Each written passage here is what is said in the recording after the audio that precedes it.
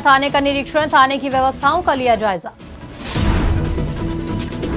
English medium school की खुली पोल, मंत्री ने इंग्लिश मीडियम स्कूल का लिया जायजा।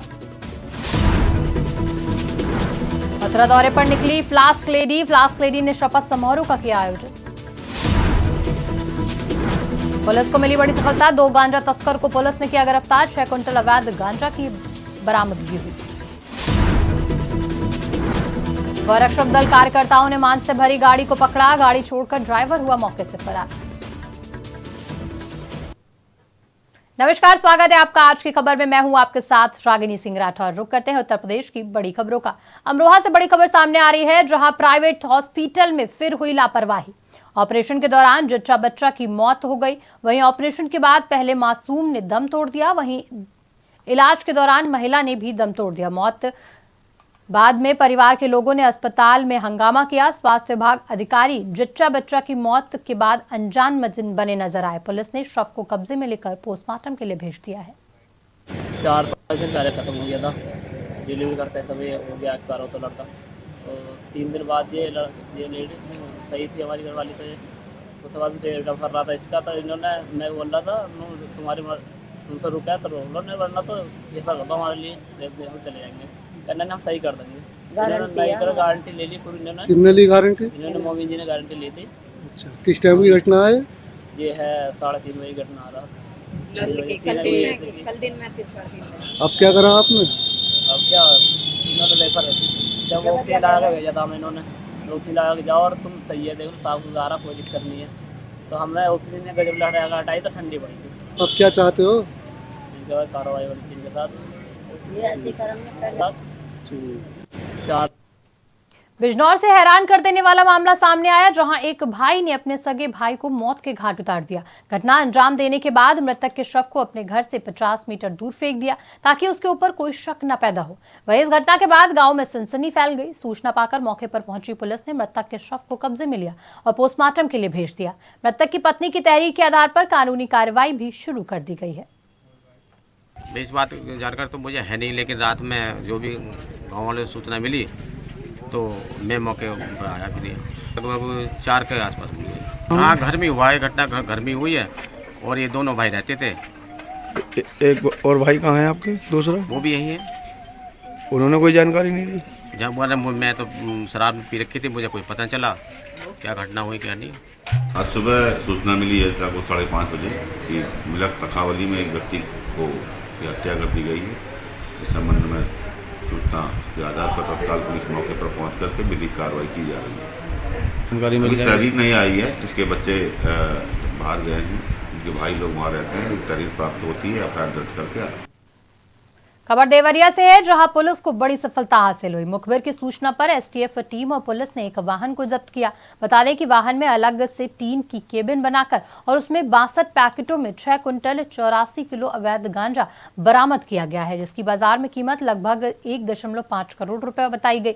वहीं पुलिस ने इस मामले में 2 अभियुक्तों को गिरफ्तार किया है और मामले की जाँच में जुटी है। ये उत्तर प्रदेश पुलिस द्वारा मादक पदार्थों की तस्करी के विरुद्ध लगातार चलाए जा रहे अभियान के अंतर्गत उत्तर प्रदेश एसटीएफ और जनपद देवरिया में खुकुंदू थाना की पुलिस के संयुक्त टीम द्वारा ये कार्रवाई की गई है, जिसमें एक कंटेनर सीज़ किया गया है, जिसमें लगभग 6 क्विंटल गांजा बरामद हुआ है, जिसकी मार्केट में वैल्यू लगभग 1.5 करोड़ है। इस प्रकरण में 2 अभियुक्तों की गिरफ्तारी की गई है, उनसे पूछताछ की जा रही है और आगे की विधिक कार्रवाई। देवरिया के सलेमपुर में चल रहे भागवत कथा का आज 5वां दिन है, जहां कथावाचक अनुराधा तिवारी ने बताया कि भागवत कथा विचार, वैराग्य, ज्ञान और हरि से मिलने का मार्ग बता देती है। कलयुग में मनुष्य को पूर्ण तो सिद्ध होता है, लेकिन मानस पाप नहीं होते। कलयुग में हरि नाम से ही जीव का कल्याण होगा। वहीं भगवत कथा के बारे में जानकारी देते हुए अनुराधा तिवारी ने क्या कुछ कहा, आप भी सुनिए। नमस्कार, आप देख रहे हैं आज की खबर। इस वक्त मौजूद हैं देवरिया जनपद के सलेमपुर साहलाबाद में, जो कि एक ब्राह्मण परिवार की बेटी ने आध्यात्मिक क्षेत्र में अपना जगह बनाने के लिए कथा का जो आज आयोजन 7 तारीख से हो रहा है साहलाबाद में, वो बेटी यहाँ पे आई हुई हैं। कथा का आयोजन इनके द्वारा 7 तारीख से किया जा रहा है।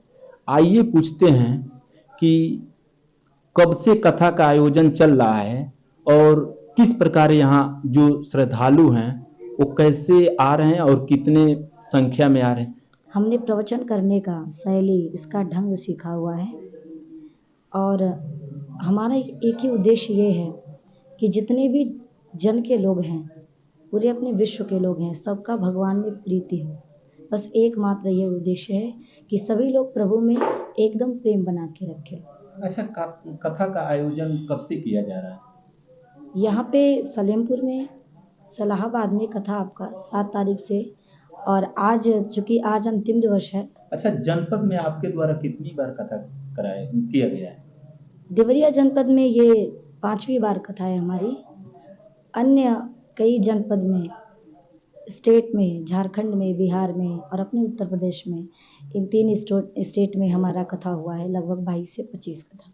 अच्छा मैम, आज के परिवेश में माँ बाप बच्चों को अधिक वरीयता देता है जी। चूंकि आप लड़की हैं तो आप ये जो आध्यात्मिक क्षेत्र चुनी है, इसका मेन उद्देश्य क्या है? पिताजी का शुरू से ये उद्देश्य रहा है कि हमारे बच्चे जो भी करना चाहते हो वो उन्हें कराया जाए।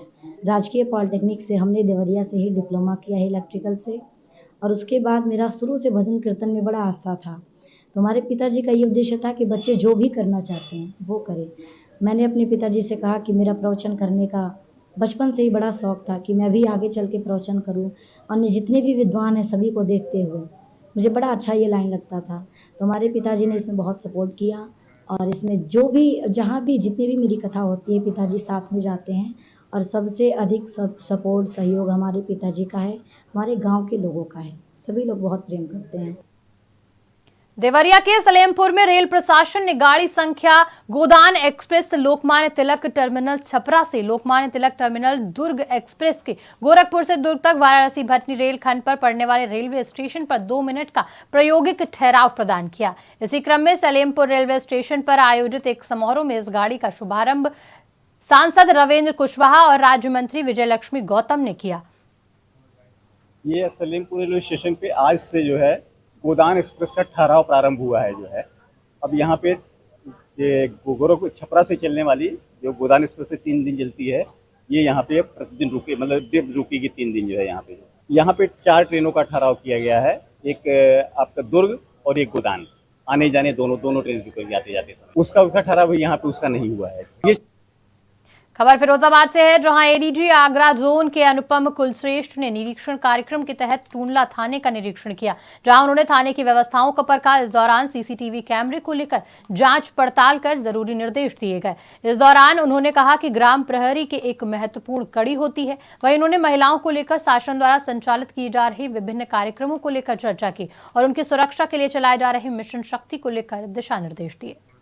जनपद का मेरा प्रथम विजिट है after taking over as ADG Agra zone, और सर्वप्रथम टूंडला थाने का निरीक्षण किया गया। यहाँ की क्या व्यवस्था है, किस तरह का यहाँ पे मुख्य रूप से क्राइम है और क्या ग्राम प्रहरियों द्वारा काम किया जा रहा है, और मालखाने का निरीक्षण किया गया और जो बैरिक्स हैं उनका निरीक्षण किया गया, और जो भी यहाँ की समस्याएं हैं और जो कैमरे की हमने व्यवस्था की हुई है, जो सीसीटीवी का इंटीग्रेशन यहाँ पे किया गया है, वो सारी चीज़ों पर डिस्कशन किया गया। मुख्य रूप से यहाँ पे हाईवे होने के कारण एक्सीडेंट का काफ़ी संख्या है, और उसको किस तरह से हम रिड्यूस कर सकें एक्सीडेंट की संख्या, इस पर भी चर्चा की गई। और कुछ महिला संबंधी अपराध भी यहाँ पर हैं, कुछ सही हैं और कुछ उसमें से नहीं भी सही पाए जाते हैं। तो इन अपराधों का किस तरह से डील किया जाए ताकि महिलाओं को हम एक सशक्त और सिक्योर एनवायरनमेंट दे सकें, और जो किसी प्रकार की झूठी रिपोर्टिंग करते हैं तो उन पर सख्त कार्रवाई भी हो। मालखाने का यहाँ पे QR कोडिंग की गई है, डिजिटल मालखाना है, उसमें किस तरह से ऑपरेशन पहचान के थ्रू वो लिंक है, उस सबको देखा और एक अच्छी सराहनीय इनिशिएटिव है। और अब यहाँ से मेरा प्रस्थान है फिरोजाबाद जनपद के लिए, हेडक्वार्टर के लिए। हमीरपुर में शासन के निर्देशों पर मिशन शक्ति विशेष अभियान फेज 4 की शुरुआत की गई, जिसमें जिलाधिकारी राहुल पांडे ने कलेक्ट्रेट से महिला रैली को हरी झंडी दिखाकर रवाना किया। इस रैली में सैकड़ों महिलाओं ने हिस्सा लेकर मिशन शक्ति अभियान को आगे बढ़ने का संदेश दिया। मिशन शक्ति विशेष अभियान फेज 4 के तहत महिला संबंधी अपराधों के बारे में महिलाओं को जानकारी दी जाएगी और महिला संबंधित अपराधों के विरुद्ध कार्रवाई की जाएगी।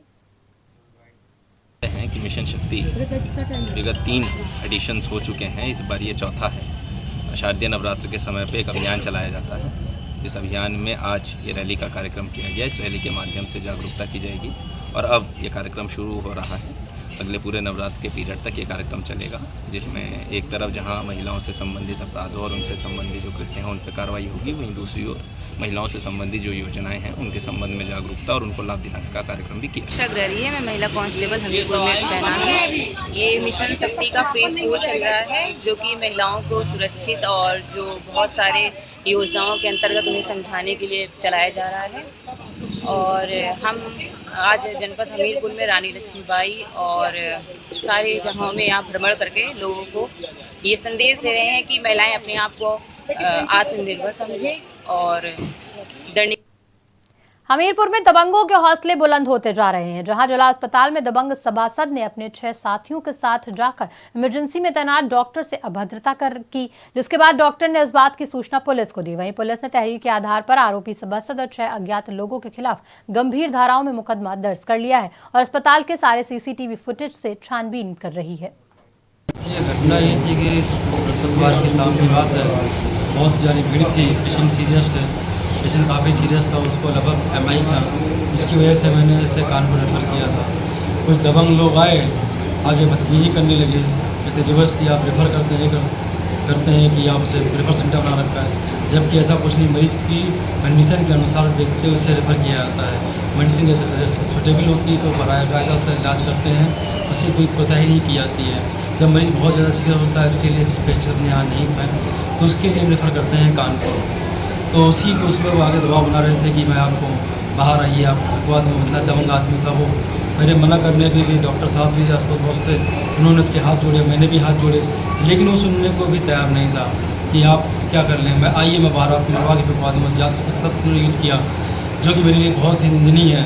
मैं नहीं चाहता कि इस तरह किसी को कुछ, लेकिन उन्होंने इतना गलत बदतमीजी की और साथ में इमरजेंसी को आयद कर दी। हमीरपुर में नगर पंचायत अध्यक्ष सुमेरपुर पर स्थानीय लोगों की तरफ से लगाए गए आरोपों को डिप्टी सीएम केशव प्रसाद मौर्य ने संज्ञान लिया। उसके बाद स्थानीय लोगों और सभासद ने हमीरपुर जिलाधिकारी राहुल पांडे को तहरीर देकर मामले से अवगत कराया।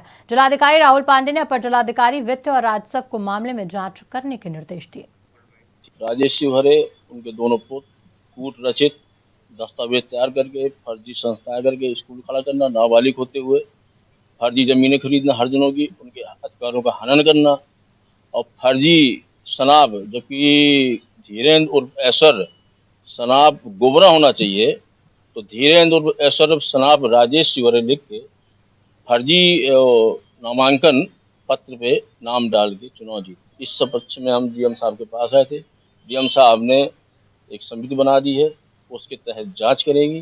धीरेन्द्र शिवहरे तो वर्तमान चेयरमैन है और वैभव चौधरी जो इसका छोटा भाई है धीरेन्द्र शिवहरे का, वो इलाहाबाद में हरजन कोटे से समीक्षा अधिकारी हैं, हरजन का पूरा लाभ ले रहे हैं, उनके नाम से ज़मीनें खरीद रहे हैं, धोखाधड़ी कर रहे हैं और तमाम अगर जांच का विषय है जब डीएम साहब कराएंगे तो उनको। उच्च शिक्षा राज्य मंत्री रजनी तिवारी हरदोई दौरे पर हैं। इस दौरान वो जन चौपाल कार्यक्रम में जनता से सीधा संवाद कर रही हैं और जन समस्याओं को सुन रही। इसी बीच मंत्री इंग्लिश मीडियम प्राइमरी स्कूल पहुंच गई और स्कूल का औचक निरीक्षण करने लगी। वहीं उन्होंने विभिन्न व्यवस्थाओं को परखा और साथ ही छात्रों को दी जा रही शिक्षा व्यवस्था का भी जायजा लिया। इस दौरान मंत्री बच्चों के बीच खुद को रोक नहीं सकी। उन्होंने बच्चों को न सिर्फ पढ़ाया बल्कि बच्चों से सवाल भी पूछे। हैरानी की बात यह है कि बच्चे मंत्री को प्रधानमंत्री और मुख्यमंत्री का नाम नहीं बता पाए, जिसके बाद उन्होंने अध्यापकों को कहा कि बच्चे और बेहतर करें, इसके लिए अध्यापकों को और प्रयास करना चाहिए। वहीं आगे क्या कुछ कहा आप भी सुनिए। उसके बाद में बच्चों से हमने वार्ता की, बच्चों से बात करके बहुत अच्छा लगा। बच्चों ने चीज़ों को बताया, क्योंकि छोटे बच्चे हैं वहाँ पे, तो बच्चे अच्छा कर रहे हैं। और ज़्यादा अच्छा करने के लिए हमने टीचर्स से कहा कि उनको शिक्षा पर चीज़ें और भी बताई जाएँ, सिर्फ किताबी ज्ञान नहीं, उनको जीके भी बताई जाए, प्रेरणादायक चीज़ें भी, कहानियाँ भी सुनाई जाएँ तो इन चीज़ों के बारे में उनको बताया। बाकी भी छोटे बच्चे हैं, जितना आना चाहिए तो अच्छे से वहाँ पे किया जा रहा है और भी बेहतर करने के लिए वहाँ पे उनको। मथुरा में शनिवार की सुबह थाना गोविंद नगर के श्री जीत बाबा आश्रम के पास गौरक्षक दल कार्यकर्ताओं ने मांस से भरी एक गाड़ी को पकड़ा। वहीं मथुरा गौरक्षक दल जिला अध्यक्ष ने जानकारी देते हुए बताया कि मुखबिर की सूचना पर पुलिस ने आगरा की तरफ से जा रही एक फ्रीजर गाड़ी को पकड़कर कब्जे में लिया और कार्रवाई करते हुए जेल भेज दिया। गौरक्षक दल जिला अध्यक्ष ने पूरी जानकारी देते हुए क्या कुछ कहा, आप भी सुनिए। मांस की भरी हुई गाड़ी पकड़ी है, जो फ्रीजर वाली गाड़ी है, और यहाँ से पहले भी काफ़ी बार पकड़ी है। बड़ी कड़ी मकसद की वजह से पकड़ा है इसने, मेरी गाड़ी में भी टक्कर मार दी। तो कितना गोमांस है? क्या 500 किलो गोमांस है। मथुरा गौरक्षा दल की टीम ने पकड़ा है और आज से ही पहले काफ़ी बार पकड़ा। प्रशासन संज्ञान में नहीं ले रहा है, प्रशासन की कहीं ना कहीं इसमें कोई मिली भगत है। तो ये कैसे जानकारी हुई आपको? ये सूचना हमें रात से लग रही थी। ये गाड़ी जन्मभूमि के पीछे डी गेट के आती हैं। सुबह के टाइम में ये 12 बजे से लेकर 3 बजे के टाइम तक आती हैं। ये सूचना पे लगी तो ये गाड़ी को रोकने की कोशिश की, नहीं रुका। कड़ी मकसद के बाद ये श्रीजी बाबा आश्रम के पास रोका गया है। तो आपकी गाड़ी को टक्कर मारी है? हाँ, मेरी गाड़ी को टक्कर मारी, मेरी गाड़ी में भी नुकसान। तो प्रयागराज से एक सनसनीखेज मामला सामने आया, जहां पिंडदान करने जा रहे युवक पर अज्ञात हमलावरों ने हमला कर दिया और बेरहमी से युवक के सर में गोली मार दी। वहीं गोली लगने से युवक की मौके पर ही मौत हो गई। इस हत्या से क्षेत्र में हड़कंप मच गया। जानकारी के मुताबिक पास में लगे सीसीटीवी फुटेज से युवक की पहचान की गई, जिसके बाद पुलिस ने सीसीटीवी फुटेज को कब्जे में लिया और मृत युवक के शव को पोस्टमार्टम के लिए भेज दिया। मौके पर पहुंचे एसीपी और फॉरेंसिक टीम जांच पड़ताल में जुटी हुई है। ये मामला जमीनी संबंध का बताया जा रहा है। प्रशासन की कई कोशिशों के बाद भी सड़क हादसे थम नहीं रहे हैं। वहीं ऐसा ही कुछ मामला रायबरेली से सामने आया, जहां तेज रफ्तार बाइक सवार ने साइकिल सवार को टक्कर मार दी। इस हादसे में बाइक सवार और साइकिल सवार गंभीर रूप से घायल हुए। घटना की सूचना पाकर पहुंची पुलिस ने घायलों को आनंद फानंद में सामुदायिक स्वास्थ्य केंद्र पहुंचाया, जहां घायलों का प्राथमिक उपचार चल रहा है। मतलब गाड़ी दूसरी आई और ठोक दिया है, इसीलिए फिर एक्सीडेंट हो गया। अच्छा, गाड़ी मतलब हाँ, कहाँ वो जो ठोका है वो कहाँ है? वो चली गई है। अच्छा, निकल गई? हाँ, निकल गई है। आप कितने लोग बाइक में थे? मैं तीन लोग थे। अच्छा, और तो 3 लोग में जो 2 लोग और क्या गंभीर लोग मतलब घायल हो गए हैं। अच्छा, हम भी बचे हैं। अच्छा, ठीक है, वो 2 लोग अस्पताल पहुँचे हैं, बाकी हम बचे, हम भी जा रहे हैं। ठीक है, मतलब गाड़ी दूसरी आई। रायबरेली में शासन के निर्देशों पर मिशन शक्ति विशेष अभियान फेज 4 की शुरुआत की गई। इस रैली को डीएम हर्षिता माथुर और एसीपी आलोक प्रदर्शनी ने हरी झंडी दिखाकर रवाना किया। समाज में महिलाओं के प्रति बढ़ते अपराधों और नारी सशक्तिकरण को बढ़ावा देने के लिए मिशन शक्ति विशेष अभियान फेज 4 की शुरुआत हुई। बता दें, ये रैली पुलिस लाइन से होकर शहर के कई मार्गों से गुजरी और वहीं इस रैली में सैकड़ों लोग मौजूद रहे। देखिए, कल से जो शारदीय नवरात्रों का महोत्सव शुरू हो रहा है, उसको लेकर के जनपदीय पुलिस को बहुत अच्छे तरीके से ब्रीफ और अलर्ट कर दिया गया है। जितने भी पंडाल हैं वहाँ पे महिला बीट पुलिसकर्मियों की ड्यूटी लगाई जाएगी, अन्य भी ड्यूटियाँ लगाई जाएंगी। जो भी भीड़ भाड़ वाले स्थान हैं वहाँ भी पुलिस की विजिबिलिटी इंश्योर की जाएगी। जहाँ जहाँ रामलीलाओं का मंचन होगा, वहाँ से अगर महिलाएं देर रात वापस जाती हैं तो उस पूरे रूट को सैनिटाइज करके वहाँ भी ड्यूटियाँ लगाई जाएंगी। जो प्रोसेशंस के रूट हैं वहाँ पे सीसीटीवी कैमराज की व्यवस्था कराई जा रही है और आयोजकों के साथ रूट का भ्रमण करके वहाँ यदि कोई समस्या है तो उसको दूर करने का प्रयास किया जा रहा है। समस्त प्रयास किए जा रहे हैं कि पुलिस लगातार अलर्ट रहे, विजिबल रहे, लोगों के अंदर एक सुरक्षा की भावना आज वर्तमान में हम लोग सभी यहाँ पुलिस लाइन पर उपस्थित हैं, जहाँ पर मिशन शक्ति जो कि शासन की शीर्ष प्राथमिकता का कार्यक्रम है, उसके अंतर्गत रैली के माध्यम से आज इसका शुभारंभ हम लोगों ने यहाँ पर किया है। और ये रैली जो है यहाँ पुलिस लाइन से शुरू होकर के जीआईसी ग्राउंड पर ख़त्म होगी, जहाँ पर इस मिशन शक्ति के जो प्रमुख घटक हैं, 12 विभाग हैं, उनके सहयोग से जो कार्यक्रम यहाँ पर किए जा रहे हैं और आगे निरंतर करवाते रहेंगे, उन सभी के संबंध में वहाँ ये कार्यक्रम होगा। और जितने भी हमारे विभाग हैं, जैसे समाज कल्याण है, महिला सुरक्षा जो है उसमें नोडल है, और हमारे जो अन्य विभाग हैं जैसे कि महिला कल्याण हो गया, बाल विकास हो गया, समाज कल्याण है और प्रोबेशन विभाग है, जिनसे महिला सुरक्षा और महिला कल्याण की विभिन्न स्कीम्स चलाई जाती हैं।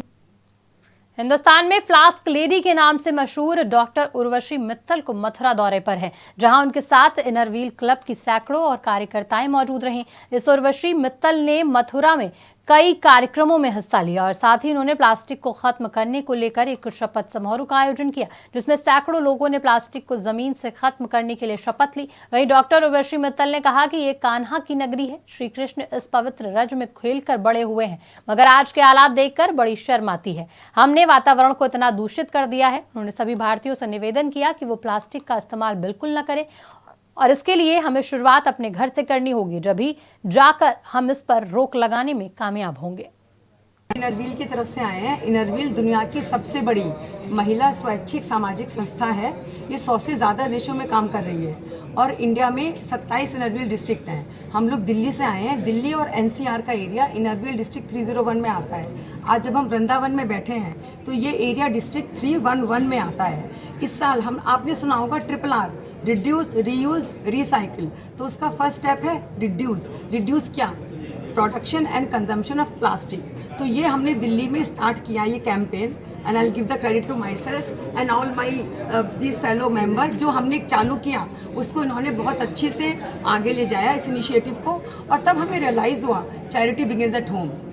हिंदुओं के धार्मिक संस्थानों पे ये पाया जाता है कि वो लोग प्लास्टिक की बोतल यूज़ करके फेंक देते हैं। जमुना में आप जाइए, बहुत सारी प्लास्टिक की बोतल सब तरफ पड़ी रहती हैं। तो इसलिए यहाँ से हम चाहते हैं कि एक मैसेज जाए।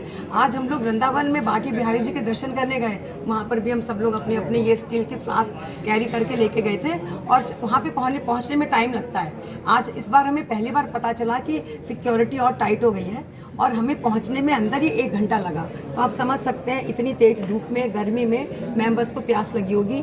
और हम लोग जब दिल्ली से यहाँ तक आए तो 3-4 घंटे लगे। हमारी 4 बसेस चली, एक बस में लगभग 50 मेंबर थे, तभी 200 हुए, और एक बस में एक भी प्लास्टिक की बोतल इस्तेमाल नहीं हुई। तो ये इस साल का हमारा एक्चुअल अचीवमेंट है। और एक चीज़ और, आप फिलहाल बुलेटिन में इतना ही। देश दुनिया की तमाम खबरों के लिए देखते रहिए आज की खबर।